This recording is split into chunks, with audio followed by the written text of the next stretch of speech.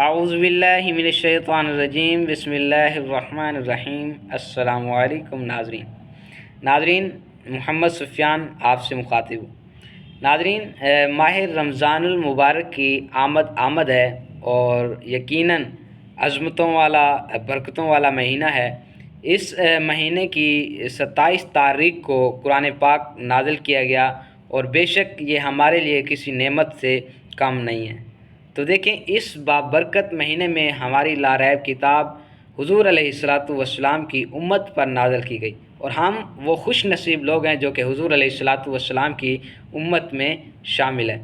تو ہمیں چاہیے کہ اس رمضان المبارک میں ایک مؤثر منصوبہ ترتیب دیں کہ گھر کے جو پڑھے لکھے افراد ہیں وہ اپنے اہل خانہ کے لیے ایک منصوبہ ترتیب دیں کہ وہ اپنے گھر والوں کو تلقین کریں کہ کوشش کریں قرآن مجید جتنا بھی پڑھیں ترجمہ کے ساتھ پڑھیں۔ ہم نے اپنا ایک ٹاسک بنایا ہوتا ہے کہ ہم نے رمضان المبارک کا مہینہ آ رہا ہے اور اس مہینے میں 5 قرآن مجید ختم کرنے ہیں، 6 قرآن مجید ختم کرنے ہیں، تو کوشش کریں ان چیزوں کو ختم کریں۔ بے شک 5-6 قرآن مجید پڑھنا ثواب ہے، گناہ نہیں ہے، لیکن قرآن مجید کو سمجھ کر پڑھنا ہم سب پر فرض ہے۔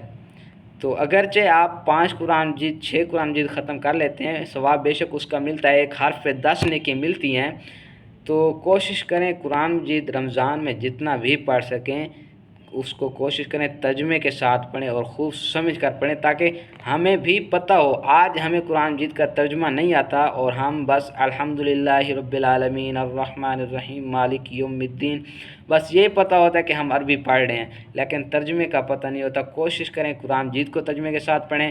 اپنی نماز میں جب آپ کھڑے ہوتے ہیں تو اپنی نماز کو بھی ترجمے کے ساتھ یاد کریں، کیونکہ جب نماز میں آپ کھڑے ہوں گے، آپ پڑھ رہے ہوں گے الحمدللہ رب العالمین، تو آپ کو کیسا سرور پیدا ہوگا کہ میرا رب تمام جہانوں کا رب ہے، بے شک میرا رب تمام جہانوں کا رب ہے، الرحمن الرحیم، وہ مہربان ہے، نہایت رحم فرمانے والا ہے۔ اس طرح اگر آپ قرآن مجید کو ترتیب کے ساتھ خوب سمجھ کر پڑھیں گے تو آپ کی شانوں میں عظمتوں میں برکتیں ہوں گی۔ تو آپ کوشش کریں کہ قرآن مجید کو پڑھیں، تھوڑا پڑھیں لیکن سمجھ کر پڑھیں۔